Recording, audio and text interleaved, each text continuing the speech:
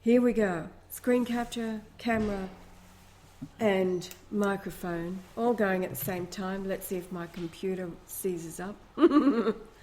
Anyway, what a morning. This is show 47. It's going to be late, of course, because we're recording this at 10:30. It's got to be up in an hour and a half, and we've got an hour to talk. Go up easy. All right, so what's happening in the world today? Absolutely sickening. Well, the first photograph that comes up on the screen, what program did that? Well, it's not a program. It was a share of a photograph that is going around through Facebook and on the web there in Palestine, in the hospital, and I can't tell you how I slammed it shut. There was another one last night with a child whose half of its head was missing in her father's arms. This one was half the body was missing and the intestines were spilling out. So what are the world leaders doing? We've got Putin wandering around in Cuba, Argentina, and Iran. What are they doing? Making statements to the United Nations. My God. This pipsqueak of a nation has you all bluffed.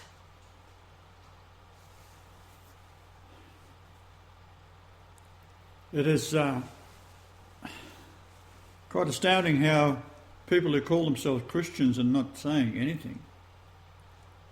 Well, they register their complaint to the United Nations, which is like putting your hand up in a classroom of 1,000 and going, I object. Hello, in a whisper. I'm stunned at Egypt. They have actually closed off the supply lines into... Oh, that was ages ago. That was while we were there. That's all done history. The whole world is fucked. None of you are worth saving. None. I tell you who are. The wake-ups on cyberspace. It's the little people screaming. What are you world leaders doing? You're all Satanists. Yeah, well, they put on a good show, don't they? Look at Putin. Oh, he's a lovely man. Yeah, what did Jesus do? He went in and turned over the tables. I tell you what.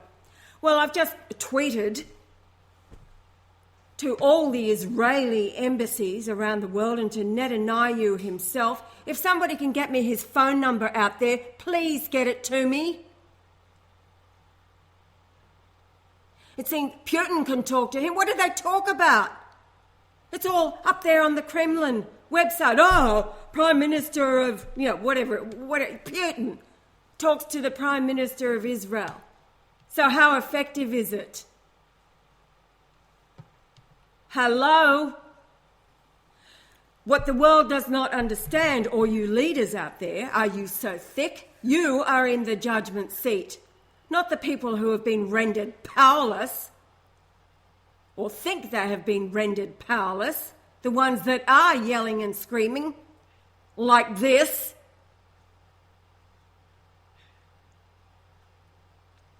The judgment is on your heads. What are you doing? Not what are you saying? Not Iran sitting back there, oh, we have never invaded anybody. Well, it's time you bloody well did. Take them out. They are rabid dogs. However, it might just be that the rabid dog, because it has ego and it has everything else, will stand up and announce the Christ. Our Messiah, he is here. Hello?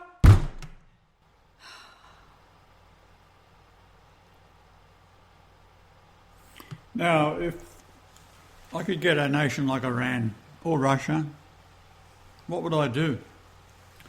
Well, I'd give them all motorbikes, lots of fuel, and straight in with 1 million men into Israel. There's no defence for it. Straight along the straightest route into Tel Aviv, arrest all these bastards, Now, you're frightened of the nuclear weapon. Well, I've got news for you.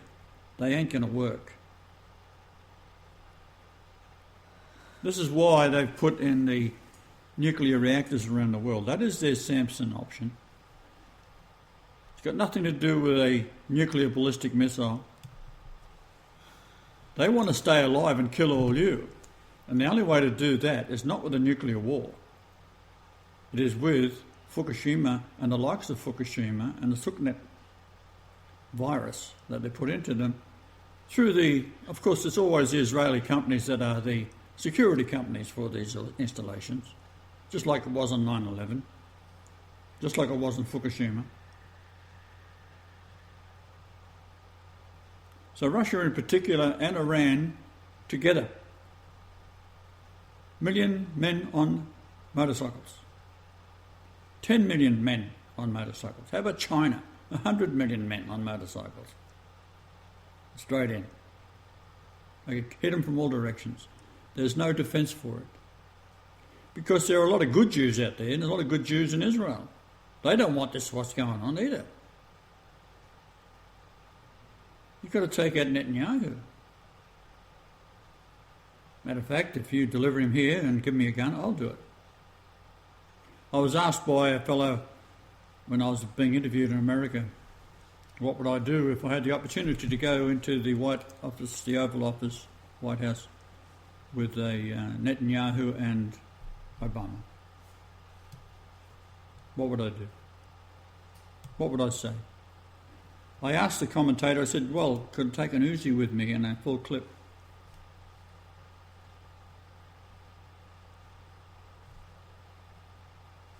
Are you listening?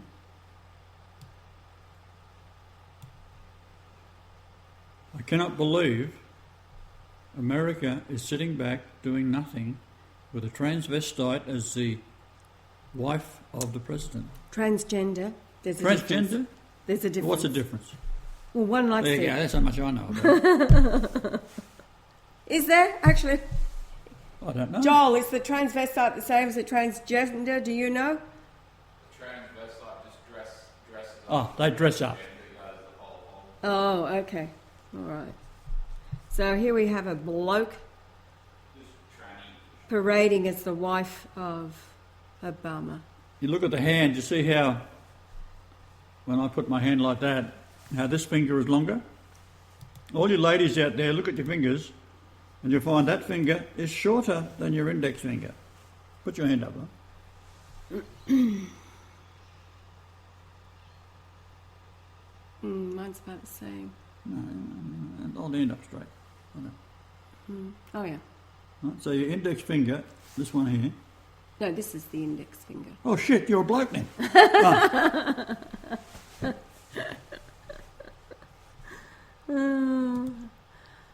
So you don't need rockets, you don't need nuclear weapons, you don't need none of that. You just need manpower with a gun. Now, no one's going to pull a gun on you when there's 100 million men walking in from China. It ain't going to happen. They're going to surrender on the spot because They will run away. there is one clause whether I would advise with an invasion of Russia or China. Take no prisoners. Whoever you see with a gun, shoot him. Get rid of him. No mercy. And Netanyahu, as soon as you see him, shoot him. Any of the generals, shoot them. On the spot. No talk, nothing. No, I'm sorry, nothing. Shoot them. That's how I would do it. That's how I'm advising all of the world leaders that are actually sane and not pro-Zionist. So far as all the Zionist leaders around the world, business people, do the same thing. All the Rothschilds. Rothschild, They've every one already of been them. warned. Round them up. Rothschild, blood, you're dead meat. Now, it doesn't mean all Rothschilds are evil, but the ones at the top.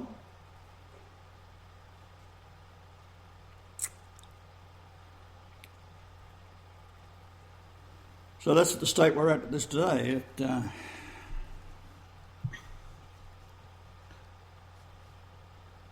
we have a false flag of some sort that the Israelis will kill a couple of their own.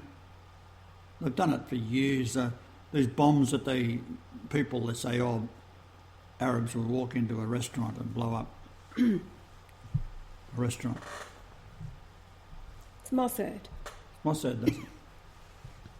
In the Noahide laws and the Talmud, it's quite clear that they will sacrifice every so-called Jew on the planet so that they can take Israel and set up the Rothschild homeland, because it's the Rothschilds who owns it. The Knesset was built by the Rothschilds. We'll just go through a little list. This was compiled in 2008. It's over at the Whale website, and I posted it to my... What website is it? Whale.to. They have really good information. Whale, W-H or W-A? W-H. Well, it's on my Facebook. I posted it there earlier in the week. Tanya Churchill, who was half Jewish, leaked intelligence to Germany that Tanya carried munitions, and then it was sent in a U-boat infested area. The ship was supposedly torpedoed and a massive bomb exploded, killing 12 hunters. This set the stage for Wilson to bring the USA into World War II at a later date. Kristallnacht, when government officials were away, Jewish paid thugs went on a rampage in Berlin and some border town. Nazis were blamed and world opinion favoured the Jews. Bromberg massacre, an estimated 58,000 German civilians lost their lives in the massacres carried out prior to the 1939 invasion. A website on the atrocity at Bromberg explains how Polish Bolshevik Jews massacred 5,500 Germans on one bloody Sunday in 1939. This was the flashpoint for the Polish invasion. This is when Hitler was standing up and saying to the democracies, what are you doing about the Danzig, about the German people being slaughtered by the Jews? They did nothing, of course, and then once Hitler went in, cleaned it up, Britain declared war on Poland. The King David Massacre, July 22nd, 1946. Jewish terrorists blew up a hotel and killed 91 British soldiers and blamed the atrocities on Arabs. When later caught, they said the British had a list of their Arab spies and were going to turn them over to the Palestinians. The goal of the false flag was to pit the British against the Palestinians. Lavon affair in 1954, Israeli agents working in Egypt planted bombs in several buildings, including a United States diplomatic facility, and left evidence behind implicating Arabs as the culprits. The ruse would have worked had not one of the bombs detonated prematurely, allowing the Egyptians to capture and identify one of the bombers, which in turn led to the roundup of an Israeli spy ring. RFK, that's Robert Kennedy assassination, June 1968, is shot by a PLO busboy named Sirhan Sirhan. Kennedy was running for president and would have sought revenge over the Israeli killing of his brother. The use of a Palestinian was a little too Hollywood. Then the USS Liberty, June the 6th, 1967. 6 fighters, 3 torpedo boats and 2 assault helicopters attacked the USS Liberty. There were 24 dead and 177 maimed. F-4 Phantoms were en route when President Johnson stopped the rescue. Israel's plan was to blame Egypt and have the US retaliate against Egypt. Black September the 5th, 1972, 8 Palestinian Black September terrorists seized 11 Israeli athletics in the Olympic Village in Munich, West Germany. In the rescue attempt by West German authorities, 9 of the hostages and 5 terrorists were killed. Israel and its Jews, once again the victim, and Palestinians were demons. Yeah, right. 1976, Entebbe, Israel faked a hijacking to Kenya and then pulled a rescue portraying themselves as elite commandos. Arabs look like monsters, and the Israelis, having suffered countless persecutions, have decided to fight back. 1982, Abu Nidal, who was an Israeli black ops agent, attacked the Jewish Goldenberg's delicatessen in Paris. 6 were killed and 20 were wounded, of which 2 were Jewish. Pan Am Flight 73 A747 en route from Karachi to Frankfurt, its final destination of New York. 4 hijackers took control of the airplane for the next 16 hours.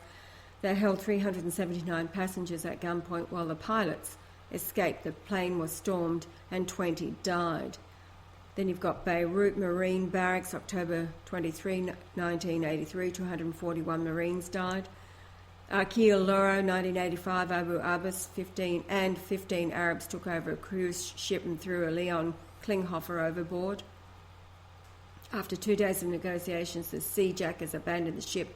In this false flag, the Israelis turned world opinion against the Arabs, while once again portraying themselves as victims. Then 1984, English woman shot. Zionist Jews staged a protest outside the Libyan embassy in London.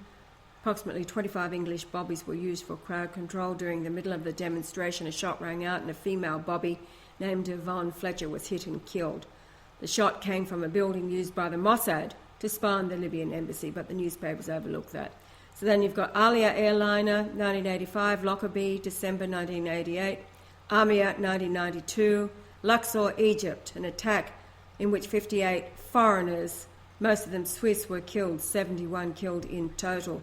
The Arabs blamed the Mossad. 6 gunmen disguised as police emerged from nearby cliffs and fired randomly at tourists. This was all designed to destroy the tourism. Israel destroyed Egyptian tourism and turned world opinion against Muslims. And Khobar Towers, 1996. Karen A, 2000. Israel intercepted a ship. 2 airports attacked in 1985. La Belle Disco. The Oklahoma City Murray building, 1993. That was Mossad. Flight 840. TWA's flight flying from Rome to Athens with 115 passengers and 7 crew on board. And then the World Trade Center in 1993. Port Arthur massacre here in Australia, 1996. That was a 2-man Israeli counter-terrorism team, wounded 25 and killed 35 at a remote tourist. It only took them 90 seconds in the Broad Arrow Cafe to kill 20. Centre at Port Arthur, Tasmania. The blame fell on a mentally challenged man named Martin Bryant.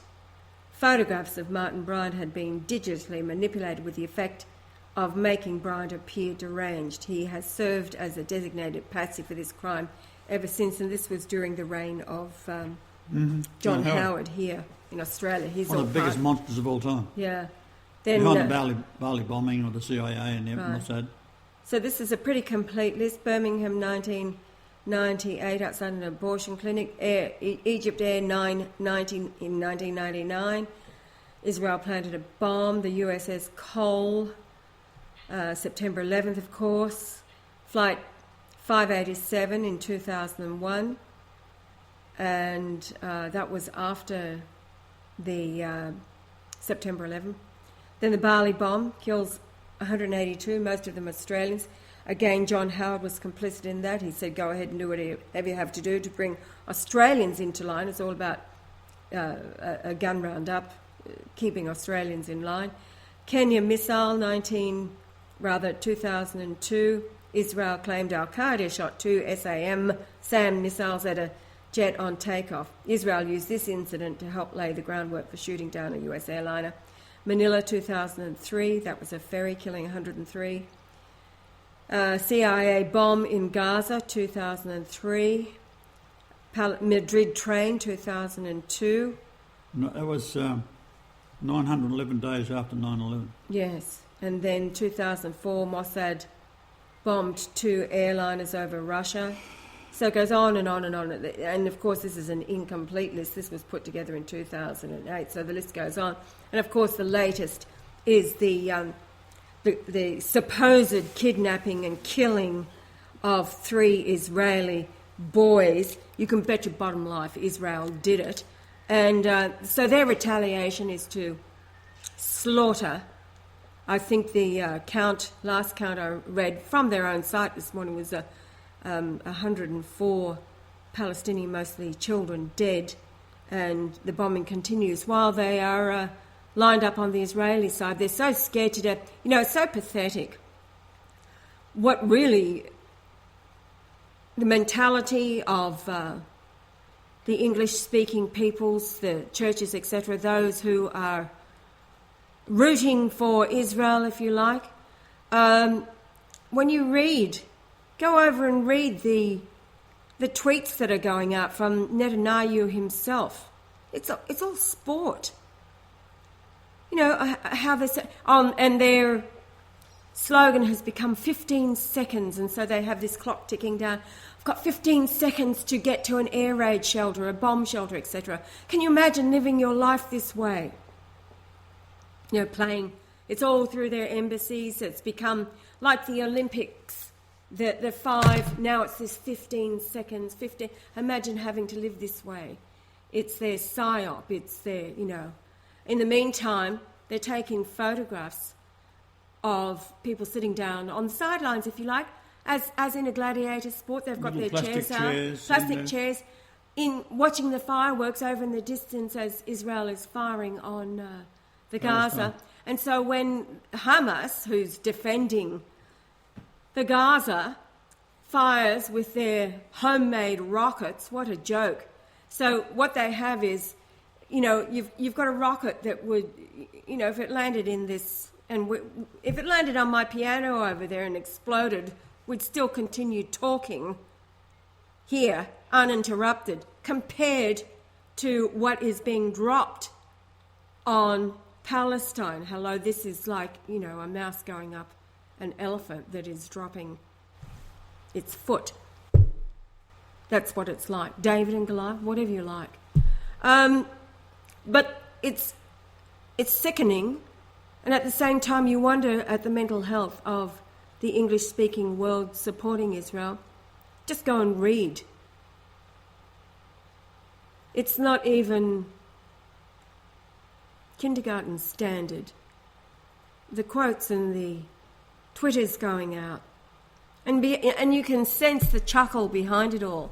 How, as Joel says, they're also running scared. Yeah, right. We've got the chairs out watching the program. You know, what's next? With their bottles of booze. Tel Aviv. What is it? Does it replace? Is it world's #1 homosexual city, gay city? It is, yeah. Oh boy. Every perversion you can think of. So. Talk about sickening. And the Christians that are coming back. I have to tell you of the experiences with the Christians. Oh, I don't know who makes me feel worse. I tell you what, the Jews know what, they know what they are. They don't hide it. They laugh at the deception that they've pulled over everybody, the wool over their eyes, whatever it is. But the Christians, oh, Jesus is coming in. You'll be left behind and you'll know why. This is, you know, replying to the Messiah, the Lord Jesus Christ, announced by Benedict. He is the Christ, the image in the Shroud of Turin. You'll be left behind and then you'll know. Like they're waiting for this phantom fairy tale. That's where George Gans Swain's fairy tale. Brought to you by the Jesuits. The rapture theory, fairy tale, that was a Jesuit construct to get everybody to sit back, watch the games and believe that they're going to be saved. No, you're the first on the list to go, trust me. That's how sick you make us feel. You are the first to go. The angels have their instructions. The judgment is in. Yeah, that was quite a while ago. I decided what was going to happen. So, those that are sickened and screaming, and I appreciate. So what they've done is a New Zealand scientist many years ago put out a YouTube how a nuclear weapon can only be detonated at a certain moment in time when the sun is at a certain angle. What he wrote about at the time made sense. But things can go wrong in any equipment. For example, there was a 25-cent switch that blew up one of the Saturn rockets years ago. 25 million parts, one failed and it blew the rocket up. And it amazes me how this is a test period. The Mormons have got one thing right. They believe that they will each one day have a planet. they're on the right track in that sense, that in my Father's house there are many mansions. Well, I'm the Father, and I can tell you there's lots of mansions out there. And they are solar systems that are going to be full-blown creations like this one was. But can you imagine if the creation of the Earth had been duplicated over billions of planets right throughout the universe? What kind of free will would allow to occur? So you say, well, why is all these terrible things allowed to happen? Why does God let it happen? Well, I don't. You do. Here I am talking to you. It doesn't make any damn difference. All the proof in the world. I'm just doing another series of PowerPoints which give the sun location, moon location, at the time I was conceived and the time that I was born. This is 9/11, conception, 8 in the morning, by the Holy Ghost, within Mary. So it was September the 11th, 3 BC. And then the birth, 280 days later, perfect gestation.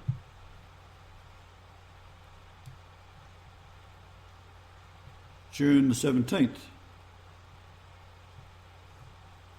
2 BC. Now, what I've done is plot the position of the moon and the sun,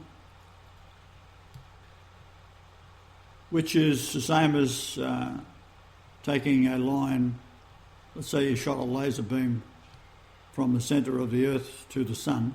Where it exits the Earth is that latitude and longitude, which gives you a point to measure from with your sophisticated GPS equipment these days, which is I've had for many years now. And you can then measure from that point to the birth location.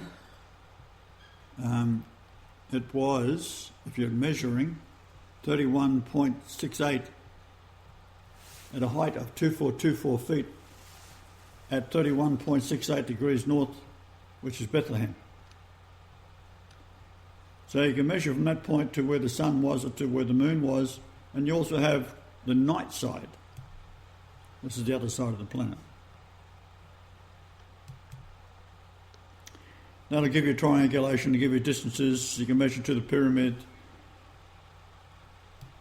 Then you can measure from the conception of the sun position. At 8 a.m.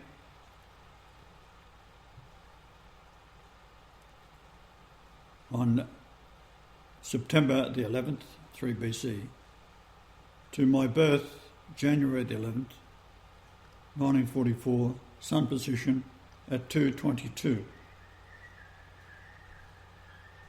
And that gives you the word perfection, fulfilled, completion, rise again, innocence, holy.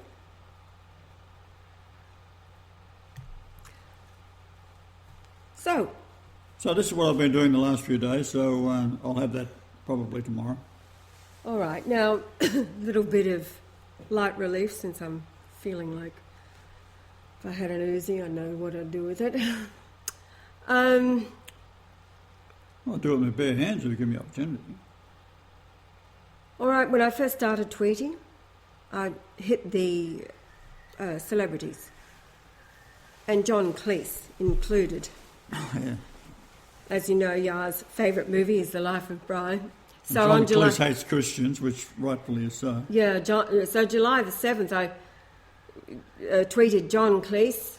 Christ's name is Brian Leonard Golightly Marshall, born in Capricorn, January the 11th, 1944. Stepfather's name was Reg. Well, it is one of the ones that got retweeted. We've had about 5 retweets so far, in all these thousands of tweets that I've sent out. So somebody called RotoViz favorited your tweet. Oh, it was favourite, not a retweet, so... But he picked it up from the John Cleese site. Now, this is... to give you an example, Michael Jacob from the USA. This is... Jesus died for our sins and currently resides in heaven. Before his true return, I highly recommend you repent and turn to Jesus. It'll make you sick enough. And I replied, everybody knows it's me. I said, the pure in heart shall see God, not the ignorant nor the arrogant, and then sent the link to the Chukas film and also Benedict's announcement in Italian that he got out that night. And then this idiot comes back, look, Brian, you can think like that all you want, but when Jesus truly comes back and he doesn't take you, you'll know why. Who'd want to go? I didn't respond to that one. Then he comes back again. I only sent the one response, so he responded twice after that. You can't say I didn't warn you. I pray you have a blessed night. Brian, in capitals. And then he comes back again. Did I reply to that? No, I didn't. I only said the once. So he's come back 3 times after, 4 times after. I still didn't respond because you said don't worry. And so the last thing he says, you make sure to tell Pope Francis what I said. Maybe he will turn to Jesus, since you obviously won't. Good night, Brian. So he's read the Apostolic Letter, obviously. So this is a fuckwit from flying the USA flag called One Nation or something like that. All right, now there's this other group called Light of Jesus Christ. This is at the church or a ministry group. I'm just giving you this as examples. I mean, this is, at least somebody's replying. Most aren't. It's a bit like the lepers, the 10 lepers that you healed and only one came back to say thank you. Okay, so I've put up tweets out there leading and guiding, example, it is easier for a camel to pass through the eye of a needle than for a rich man to enter the kingdom of heaven. The kingdom comes with me. Somebody called Noog Noog favorited that tweet, and then Noog Noog favorited, I measure my creation to prove all things. Books written by men are a trap for the unwise. Christians are the most deluded, defending a scam. So this Light of Jesus Christ just comes back with read Matthew 4:24 and Matthew 24:4 and 5, rather Matthew 24:24 and 24:4 and 5. Well, of course, it's all about he's talking to the disciples, what it would be like before his return, etc., all of which has been fulfilled. So I did send a response to that one because I think somebody else will pick it up and it will resonate within them. It's not to convince anybody of anything except those who are truly looking, and the truth resonates. Natus, he's doing a good job retweeting. Palestine, the Holy Lands claimed by Jews, the devil as the world leaders do nothing. They themselves will be reaped with the wicked. Here we go.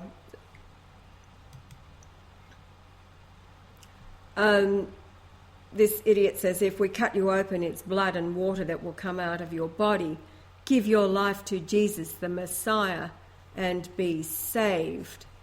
And then, what's that all about? Oh, look, you need salvation. Give yourself to the Messiah, Jesus. So it's the image of the beast that they are worshipping. So I respond to that again. Well, you've got to remember, these people that are responding, they haven't studied all the stuff. No, they haven't. No. Nor do they want to, because they're so consumed by the rectum Jesus, right? Yes. It's amazing. But this is after I've sent out the the movies. Like seeing is believing. The Chuka film and Benedict's. This is what these idiots are responding to. Oh, that's great. So after Light of Jesus Christ, I say, I am he. I was containing myself this morning. I didn't come back with your favourite word. I am he. In this day, many say they do what they do for me. No wonder we get into trouble. Yeah, totally. That's That's it. But I always ask you, I always Is this okay? I'm going to let it go. I say to them, no, I am he in this day. Many say they do what they do for me. I say to them, I do not know you. If you were mine, you would know me. Now, that's backing up the scriptures as Jesus. Many, like the people are coming to Jesus, and he says to them, look, many in that day will come to me, Lord, Lord, did I not raise the dead and heal the sick in your name? And I will say to you, depart from me, for I never knew you. So this was that response. There you go. Good close up those lump in the lips of yours. My lip-ons of mass destruction. Oh, I need a laugh this morning because it's so devastating, all this horror that's going on. And it's devastating the saints. They're just... Well, it really... What date are we up to? Today's July the 13th. Better check the timing. So, it's only 36 minutes. another 36 minutes. We're only up to 36 minutes. Got to talk for another, say, 20. Look, I don't know. I'm lost for words when you say things like that. Oh, really? But you're lost for words? There are times. You can talk the leg off an iron pot. No, I couldn't. There are times when I'm very quiet. Most of the time I'm very Sleeping quiet. doesn't count.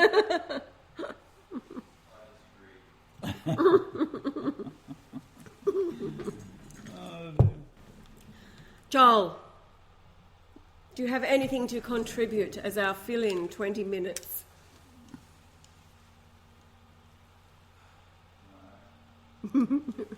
Heavy sigh. Now, when you go back through history and look at the way that things always get done, the evil ends up in charge of a nation. The way they do that, of course, is they kill off the opposition, they control the media, and then blame someone else. So, you've got the Bay of Tonkin, that was the Vietnam thing.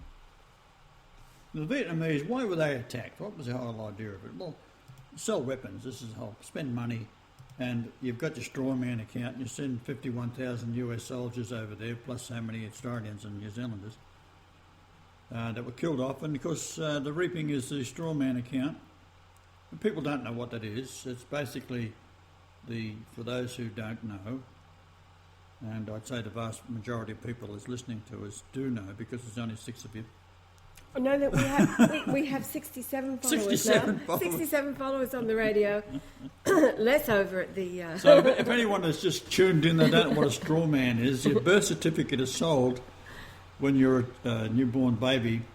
Before it is given to your parents or registered, your parents fill out your date of birth and the location. You got the doctor or the nurse that fills out the registration itself. And that is passed off to the registrar.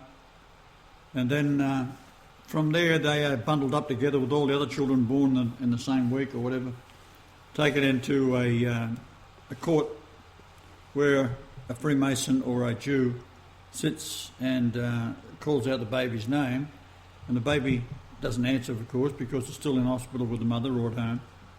And as the baby doesn't answer, it is then determined that the child is intestate, which means dead without a will.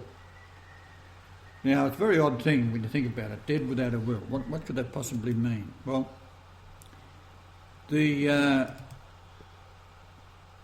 birth certificate is then sold, usually to a bank or a insurance company, one large corporation, Jewish of course, and then it's traded on the stock market. Now, when I was a child, £1 million, which was a lot of money in 1944, would have been placed on the average child, and that money goes to the Australian Embassy or the British Embassy or the Canadian Embassy in Washington, and then an account is drawn up in your name called a straw man, and it's all in capital letters. Now, what the capital letter indicates is that you're dead. So that's why when any correspondence comes from the government, it's in capital letters. If you go look at your driver's license, it's capital letters. If you look at the credit cards, they're in they're in capital letters. All your bank cards, FPOS, ATMs, all in capital letters. It means you're dead. So with the Vietnam War, for example, let's just take the Americans that died. 51,000 people died. Well, they might have ranged in age between, sort of 20 to 35, 40 years of age. And each have a strawman account which pays out to the owner of the birth certificate. So if £1 million was invested in me, for example, because they know who I am, they're going to kill me big time. It was a lot more money than that. It was probably in the billions. And what I'd be worth today, dead to whoever owns and it's probably the Australian government who owns my birth certificate, is waiting and planning and plotting and failing to kill me. It's a big worry. Now, I'm 70 years of age at the moment, and I've been stirring up the Australians, the Canadians, the Jews. I contacted the Mossad directly in Ottawa. I even told them where the best place to dump the body would be on Sprout Lake, where I was living at the time. That is 666 feet deep, which it is. I gave them the latitude and longitude of it, and I put a rope and a cinder block in a canoe at the end of the dock and said, right, come and get me anytime. Well, they sent assassins and put bullets into the house. And, of course, I walked out and I sat in my Pontiac Firebird I had, and I opened it up and I had a tape deck in it, and I was playing Johnny Mathis singing The 12th of Never. And I was sitting there with the light on in this darkness on a large property where the nearest houses are quite a way away. And it was late at night, so all I had to do was walk up and put a bullet in the back of my head. Well, they put a couple into the house instead, trying to frighten me, right? It didn't work. I just kept on playing The 12th of Never. So later on, they tried again with cyanide, and that was a complete and utter odd situation. Point being is they've been trying to kill me for a long time, and they've failed each time. They've tried to bleed me to death, they've put poison in my back, they've tried with heart attacks, they've tried with cyanide, they've tried with bullets, they've tried to crash me off a cliff in a truck by spraying water on the hill that my truck would be driving down, and it's just locked up, and logging truck this one, and slid down the hill and off the cliff into a stand of trees, turning on its side, and I went off to heaven and was carried back by angels. You're the only one who could do it. Sorry. So this verified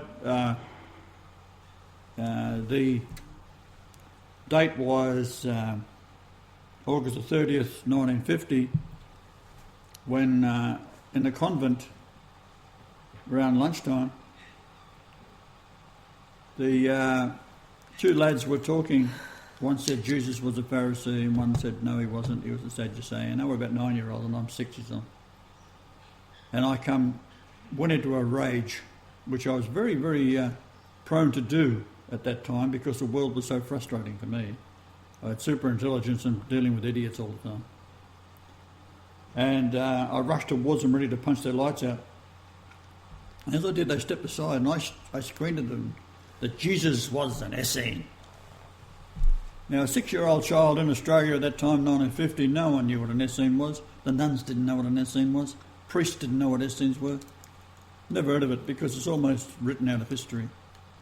But as this occurred, I was propelled, as I'm moving forward, to be in 6 AD, that era. 5 AD, something like that. And sitting on the steps of an old synagogue because Mary and Joseph had just walked back from Egypt. So that verifies in that sense in my mind at that time.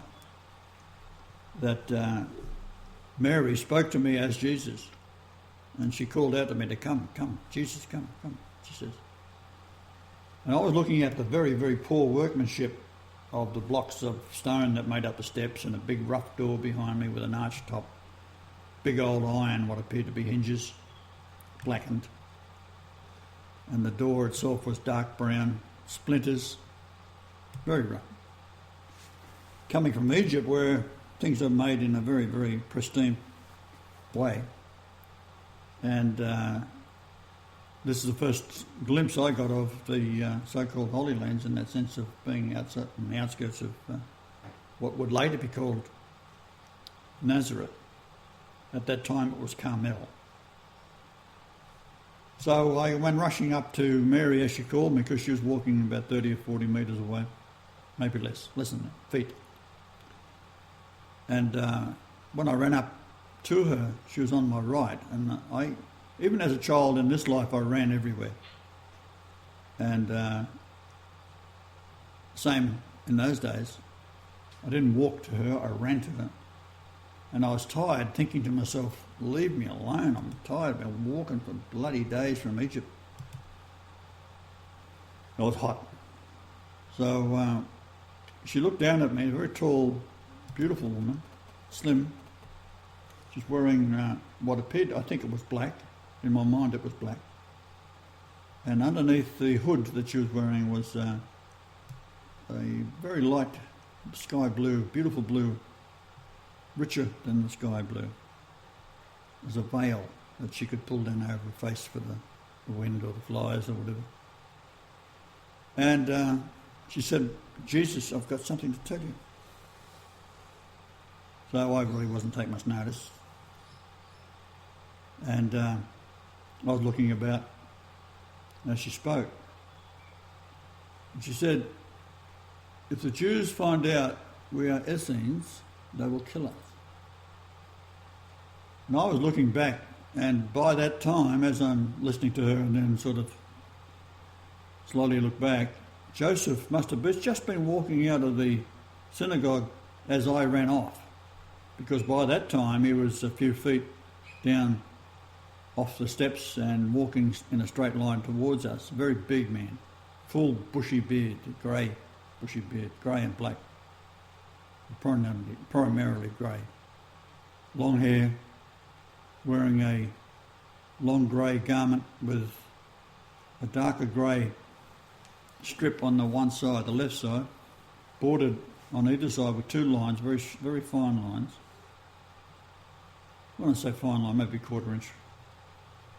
And I think they were red and black.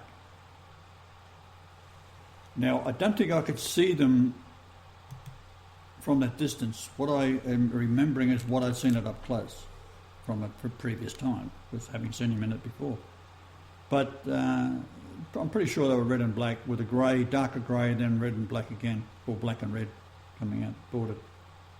About 4 inches wide. That's about 100 mil for the English people. And from there, the vision changed. But when I say it's a vision, you've got to understand it's not like sitting there and having a vision in your mind. You're there at the time. You move from one dimension to another. So it's not a vision, it's a dimension change. And then the dimension changed again. And this time it was about 8 o'clock at night. And I've done this with the astronomy program to verify the dates and the times. So it would have been that evening. They are then, both of them, dressed in black. Now, what I assumed was that the entering into the area, which is primarily Essenes, but there's always Jewish spies, that the pack that they would have been carrying, clothing and that type of thing, must have been left in the synagogue. And then it was brought. I don't recall this at all, but it must have been that they had a clothing change, or at least Joseph did, and he ended up in black as well. And we were in this small stone room, a window not talking feet, about 2 foot wide, 3 foot high, with 3 sticks, not finished wood, it was just sticks like broken off a tree, and 2 sticks upright, to hold the very rough brownish, like a Hessian bag, curtain, and the wind or the breeze was slightly blowing them. And I was looking out, I could see the moon, and the moonlight rather, and Mary said to me, "Now we're going to see the high priest, don't follow us." Like, to me, it's when you say don't do it, I long to do it. That's the type of nature I was as a kid today and then. There's no difference. I am what I am. And they walked out the door. The door was hinged on the left, so they opened the door inwards and then walked out in a little street, dusty, getting on to about 8 o'clock at night. The moon was coming down. It was high in the sky. And the shadow it was casting, they kept in the shadows of these buildings. Now, to me, you've got a huge man and a woman in front, and they're creeping off down the road to go see the high priest. I thought, how dumb are they? Like you want to draw attention to yourself, creep about. Instead of walking out with normal clothes on and chuckling and laughing and carrying on, no, they've got to make it look like they're spies and crawling upside in the shadows of this great big man hunched over with a woman in front of him, trying to keep in the shadows. Like, I thought that, like, again, I said I'm cursed for being around dumb people. And then the dimension changed and I was back in the schoolyard, standing there stunned by what had happened. I don't recall the 2 boys. I didn't know the 2 boys. They weren't familiar to me. But I knew that they were probably angels. So that's the kind of thing I've had to put up with. And then, of course, now you're in like 1900 odd years later. You've got to deal with the insanity of these idiots. It's now, when you tweet to them, darling, you get to exchange stupid replies all the time. It is absolutely unbelievable. Absolutely unbelievable. The people are so dumb. I mean, they were dumb then, but they're dumber today. Also, the people were bigger then, by the way. How are we going for time there, little precious one? Well, I think we should come to an end because Joel has to process and get it up. So, yes, well, we're at 53 minutes, so yesterday was a short one. Yeah, I got little stories like that I can talk. A lot of these things I sent off to the Pope, and he was expecting me to come back quoting scripture. Well, the hell with that. I was talking about the things that happened, like that. And he would sit up and, I can imagine the old guy sitting up in bed waiting for me to answer his emails. Because he decided it was best to have live email chat rather than a phone, which was a good idea because they're all recorded. And so Father Giuseppe said that the old man would be sitting up in bed trying to stay awake, waiting for me to return the email. Well, he loves getting, don't worry, he loves getting emails he loves hearing from you guys. Gets a spring in his step. Anyway, let's say goodbye. Hasta la vista, Hasta baby. la vista. As I shut all 3 down now, what will I do first? Let's see, I can stop the screen recorder first. Yes. Close now the